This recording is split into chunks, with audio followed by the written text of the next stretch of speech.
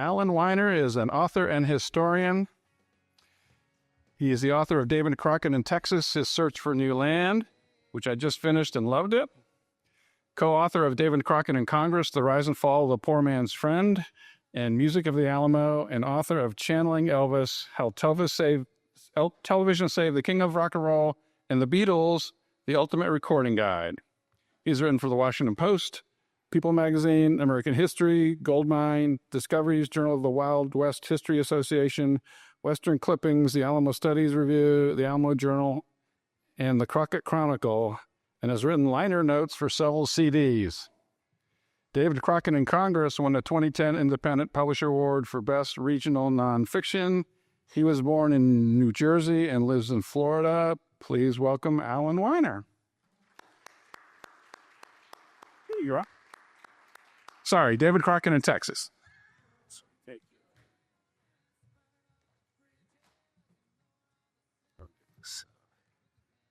Hello, can everybody hear? Okay. Right. Well, he said it. I am Alan Wiener. I am the author of David Crockett in Texas and also David Crockett in Congress, about 10 or 15 years ago, that I did with my friend Jim Boylston, which took Crockett's story up to about the time when he was going to leave for Texas. And this book finishes the story. Now, when you write books about Crockett for that long, one of the first obstacles you come to is this guy, Davy Crockett. He's a mythical sort of giant figure that Crockett himself helped to create with the kind of stories and jokes he told on the campaign trail. He can charm a panther out of a tree by just grinning at him. He can wade the Ohio River with a steamboat on his back. He can wring the tail off of a comet. He's our Hercules. He's Superman. And he kind of dogs Crockett throughout his life. You have to get beyond that guy to find the real guy. And that's what I had to do. And so who is he? Who is this real David Crockett behind the myth? Well, he's a very ambitious, very hard-working man. He spends most of his life in business, the land business, but he's also active in politics and in the military. And, of course, he famously died at the Alamo. Most of his life, Crockett was best known for his leadership skills. He was always looked to as a leader. Even though he was a man of very humble beginnings, he started life in poverty. He didn't even know how to read until he was almost 20 years old.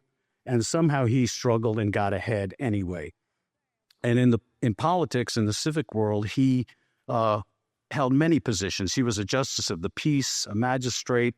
He was a town commissioner, one of only 3 people who was chosen to lay out Lawrence County, Tennessee, and to lay out its county seat in Lawrenceburg. He was elected to 2 terms in the state legislature and 3 in the U.S. House of Representatives. In the military, he also excelled from the very beginning. In 1813, he enlisted in the Creek War as a private, but he very quickly rose to the rank of sergeant. He was put in charge of men. He was seen as someone who could lead and that the men would follow. And he did lead the men into battle, into scouting missions, and so forth. And later in the militia, he was made a colonel, a real title. He carried that title the rest of his life. It was not a ceremonial title. And he was also elected commandant of his militia, meaning he was the commander. He had to drill the men. He had to assemble and muster them if needed, and if necessary, lead them into battle. And in this, we get a little glimpse of what his role at the Alamo really might have been. What did he do there? How was he treated? We know very little, actually, about what happened in that fort over those 13 days.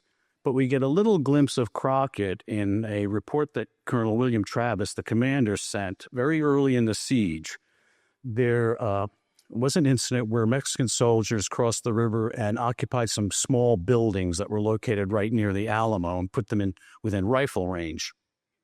And Travis, of course, wants them removed, pushed back, and the buildings destroyed. And he sends Crockett out in charge of a squad to do just that. And there is a battle that lasts about 2 hours. There's exchange of cannon and musket fire, and eventually the Mexicans retreat, and they're able to destroy those buildings, and Crockett and the men get back into the fort. But in his report to Sam Houston that night, Travis was sure to say that the Honorable David Crockett was seen at all points animating the men to do their duty. So he may have enlisted as a private here as well, but he's not. Nobody ever called him Private Crockett. He was Colonel Crockett, and the men looked up to him. Travis sees this. Travis is only 26 years old. He sees that Crockett gets a little more respect from the men, and he kind of uses that, I think, as part of his way of commanding. But for most of his life, Crockett in Tennessee was a businessman, and his business was land primarily. Land was sort of coin of the realm at the time. It was the measure of wealth and also status, and men just pursued it almost mindlessly at times. You couldn't get enough of it. Men like Andrew Jackson and James Polk, who were both Tennesseans, both future presidents, and other men that Crockett did business with who dealt in parcels of land of tens of thousands of acres. And Crockett wanted in on that. He saw that as his way up in the world economically and socially and politically. So he set out to accumulate as much land as he could. And over about a 15-year period, he accumulated something like 614 acres in Tennessee. Now, that's not a lot, but it was pretty good for him, pretty good start. And for a guy who started out where he did, he was getting somewhere. And his political career was advancing as well. He had won his first term in the Tennessee state legislature, and he looked like everything was going in the right direction for him. But throughout his life, we find that luck doesn't really smile on Crockett very often, and fate is not really kind to him. And just at this sort of pinnacle, he decides to build a business. He opened several businesses, but he has an ambitious plan to build a huge mill complex on a creek near where he lives, a grist mill, powder mill, and distillery. And to do that, he borrows $3,000 from a group of investors. And that's a lot of money for a guy like Crockett at that time. He's taking a big risk here. I think it's something like $80,000 today. But he's willing to take the risk. Business involved risk, and Crockett was a risk taker. So he borrows the money. He builds the dam. He expects to earn back from the dam enough to pay back his investors, the mill, not the dam. And no sooner does he get the thing up and running than it is completely destroyed, wiped out in a flash flood, and Crockett is basically ruined. In his autobiography later, he will say, "It made a mash of me," and it really did. But he never stops being ambitious. He's always ambitious. And so the only way he can pay back his investors that $3,000 is to sell off all of those 614 acres that he has spent all this time accumulating. And he does that, and he starts all over again. And for the rest of his time in Tennessee, he will continue to deal in land, but he never really recovers from that disaster. And he will find much better land opportunities only when he really gets to Texas. But his political career is advancing. He wins another term in the legislature. He wins 3 terms in Congress. And in Congress, he shows that he's not only interested in land for himself, he's interested in land for his constituents, many of whom are very poor farmers who live on public land they don't own and can't afford to buy anyway. But they live there anyway, and the government doesn't really care that they're out there. They're happy to have them out there clearing the fields and building houses. It's fine with them. But for the downside for the farmer is that at any time, a person with a legal land warrant can come along and claim their farm and kick them off. And it's perfectly legal. There's nothing that can be done about it. And they move on and try to start again. Crockett thinks this is unfair, and it's not good for the country.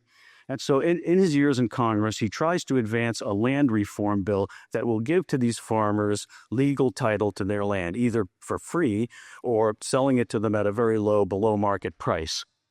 And he first introduces the bill when he arrives in Washington and serves his first term. He introduces the bill, and he explains why he wants to do this. He says, "Why does a man take pride in his country? Why does he defend it? It is, sir, because in so doing he fights for his home. To make of your citizen a landholder, you chain down his affections to your soil and give him a pride and elevation of character which fires his heart with patriotism and nerves his arm with strength." So Crockett doesn't just see an economic value to land, he ties it to patriotism as well. But in all 6 years in Congress, he will never get this bill passed. Why? Well, Crockett makes a terrible enemy out of President Andrew Jackson, who is very powerful, very popular, and really doesn't like criticism, especially from someone from his own state. And Crockett seems to make a habit of it. He opposes Jackson on a number of his favorite initiatives. Famously, he opposes Jackson's Indian Removal Bill in 1830, which eventually did pass and forced off all of the indigenous tribes in the southeast, west of the Mississippi, and their lands were seized. Crockett thought that was unfair, it was unnecessary. He thought it was very badly planned and underfunded, and he voted against it. The bill did pass by 3 votes. So if 3 other people had voted with Crockett, that would not have passed, and history might have been a little different. He also opposed Jackson's decision to remove all federal funds from the Second Bank of the United States, which operated kind of like the Fed does today. They had a way of regulating interest by the way they loan money. And Jackson had a personal dislike for the president of that bank, Nicholas Biddle, and he set out to ruin the bank, which he succeeded in doing by withdrawing all federal funds. It killed the bank, and it also brought on a terrible depression about a year later after Jackson was out of office. And finally, Crockett was also in favor of what we today would call infrastructure projects. They called it internal improvements at the time. Highways, roads, bridges, waterways. He thought we should put money into an efficient transportation system to move commerce and people more efficiently. And Jackson didn't think that the government should spend any money on much of anything. So they locked horns on all of these things, which leads us to the second reason Crockett went to Texas.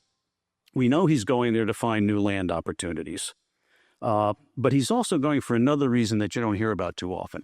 He's really come to fear and suspect Andrew Jackson. He thinks he has taken too much power onto the presidency, more than the Constitution intends for him. And he even worse than that, he sees a tendency on the part of the people to accept almost anything Jackson does simply because it's Jackson. He's a great hero to the people. He is the hero of the Battle of New Orleans. And so even for policies they might oppose, if a different president suggested them, they're willing to give Jackson a pass. Crockett thinks it's dangerous. He thinks it's a threat to democracy, and he puts it this way. The people are nearly ready to take the yoke of bondage and say, Amen. Jackson done it. It's all right.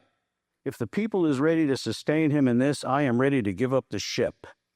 We have the government of one man.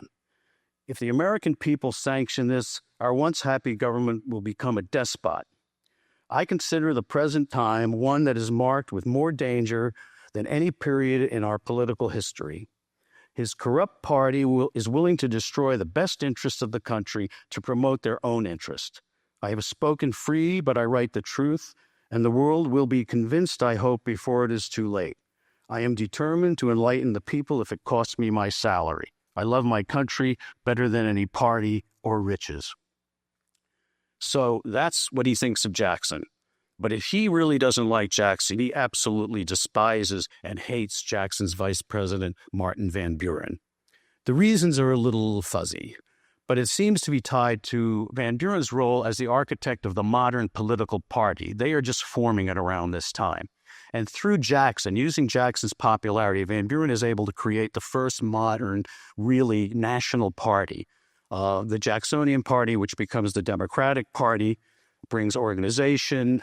They hold large conventions for the first time, nominate presidential candidates, and they bring organization and discipline, which means they expect members to vote along with the party, to make the party's agenda and priorities more important than their own. And Crockett can't do that. Crockett thinks he's been elected to represent the people who elected him. He thinks all members of Congress should do that. And so he's not going to make their interests secondary. He calls his constituents the people whose servant I am. And he really acts that way. And you heard what he said about Jackson. Here's what he has to say about Van Buren.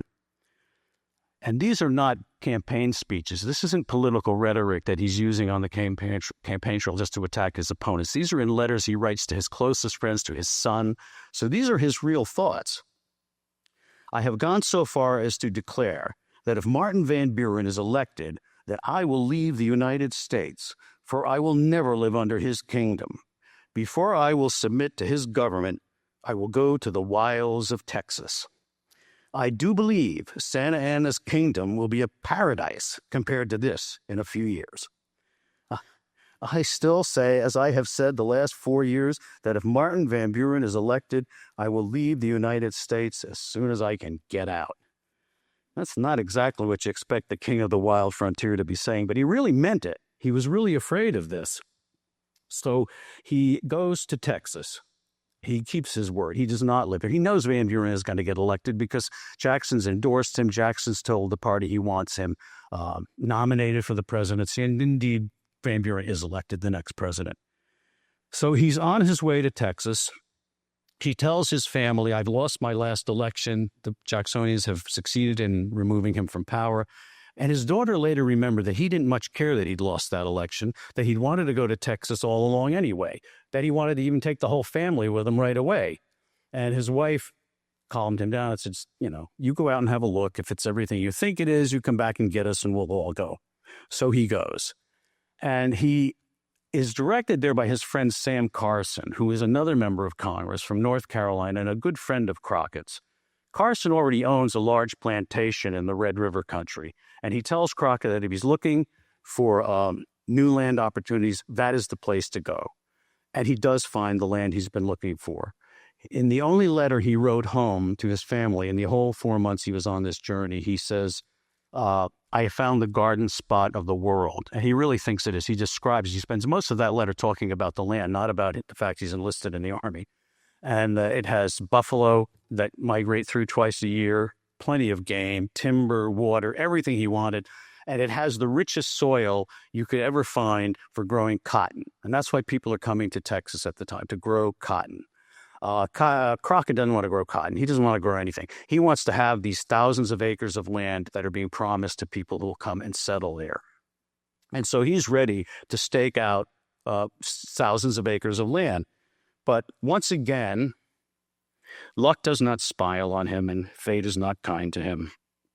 It turns out the provisional government of Texas, which didn't do a whole lot right, did do one smart thing. They closed all of the land offices for the duration of the war so that no legal title could be claimed to any land until the war was over. So Crockett is sort of stuck. He can go home, he could tell his family what happened and maybe try again later. Crockett's not a guy who's going to go home and try again later. He's going to get the 5,000 acres of land. And the reason that the government closed the land offices was a very good reason. There were already a lot of shady land deals going on. Members of the government were selling the land at extremely low prices, way below value, to themselves, and then selling it back for much higher prices, and basically they're profiteering off the public lands. So even the fledgling government sees through that, and that's why they closed the land offices. And they need the land because they're trying to recruit soldiers to fight this war against Mexico by promising them land. That's something that goes back as far as Rome, paying soldiers with land. And they're promising hundreds, maybe thousands of acres, depending how long they enlist for and depending whether they move there permanently with families. And Crockett sees this as his way to get the land. He will be one of those soldiers who enlists. He wants the land. Now he's going to have to fight for it. And it's kind of tricky because it sounds a little bit like these guys are doing this for the money. They're in it. They're going to get land. That's not it at all. Remember why he left the United States. He thinks Andrew Jackson is a tyrant. So what must he have thought of Santa Anna, who's a real tyrant? Why would he want to buy land and bring his family to live in a place run by Santa Anna if he doesn't think Jackson's even fit to live under? So he's very willing to join this war and help make Texas independent and own land in that kind of a new country that he will help to make. And others feel the same way.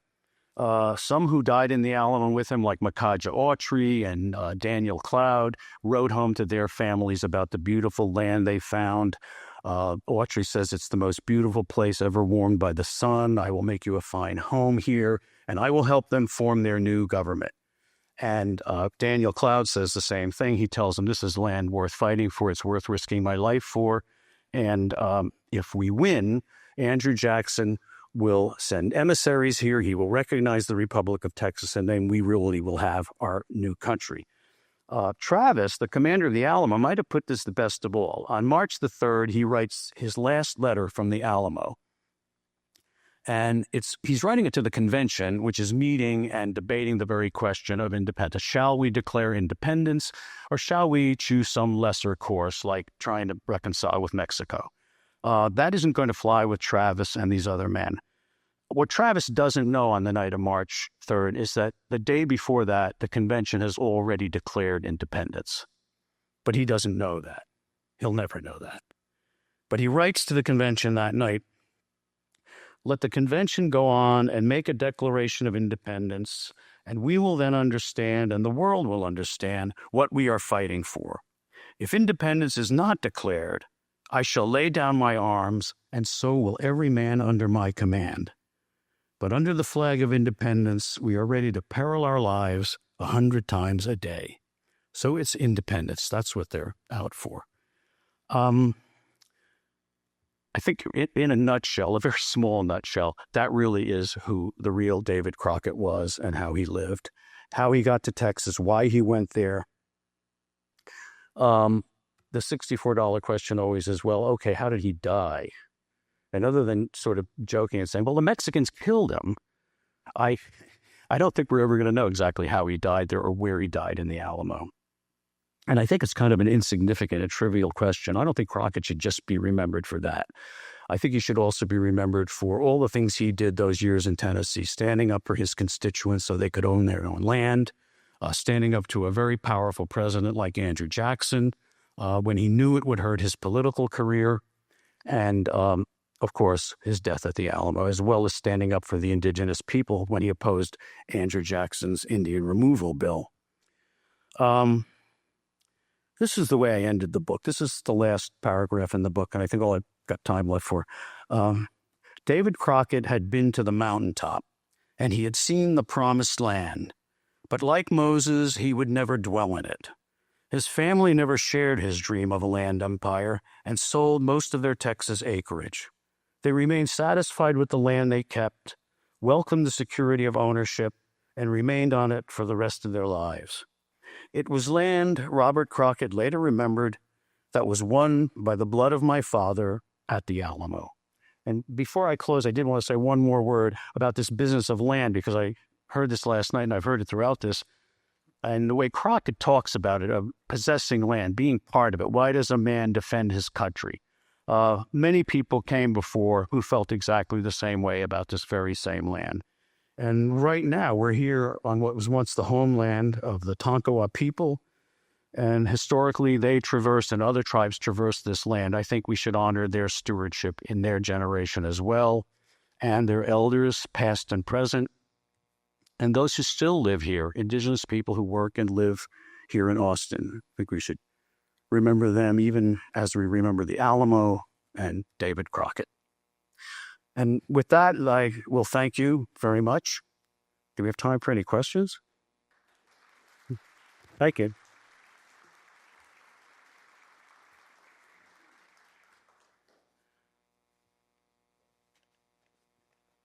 Questions? Was I that thorough? You're not going to ask me how he died? I'm so disappointed. That's always the first question I get. Sure, go ahead.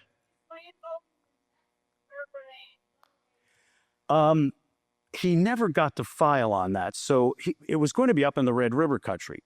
He described that land pretty thoroughly. He went through about 100-mile stretch between like Clarksville and where Bonham is today, and so it would have been somewhere up there. Ironically, his family was given thousands of acres of land for his service over the years, and they did move here, but they sold off most of the land, and none of what they claimed was anywhere near that land, which is...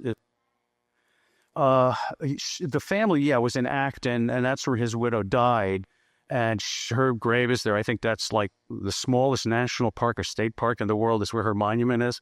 I've got to go see that. Yeah, so that's where they settled. Texas was very generous to them, by the way. Yes, the small town in North Texas is Honey Grove.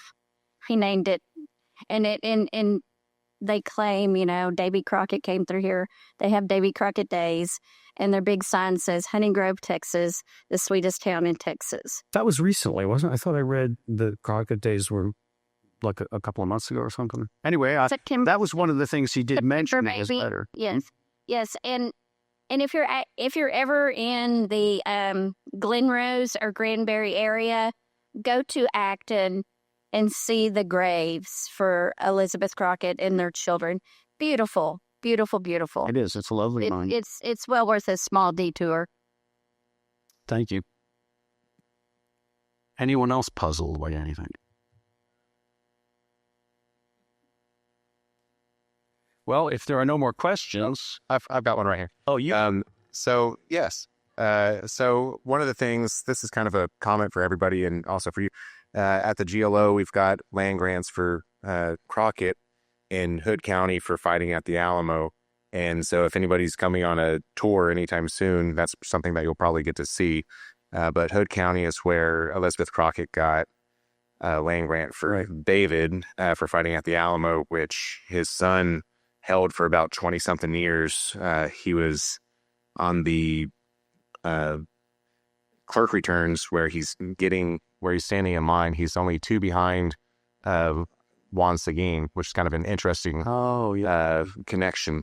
And so if anybody wants to stop by and see the muster roll and see the land grant records for Crockett, it's a good thing to see.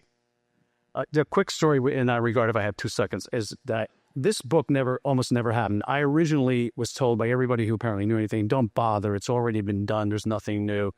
And so I said, well, maybe I can do an article about Crockett's family and what happened to them after they got to Texas, after his death. Nobody had ever done that before. And that's exactly where I started. This whole thing was in the Texas GLO archives looking for Elizabeth Crockett's grants.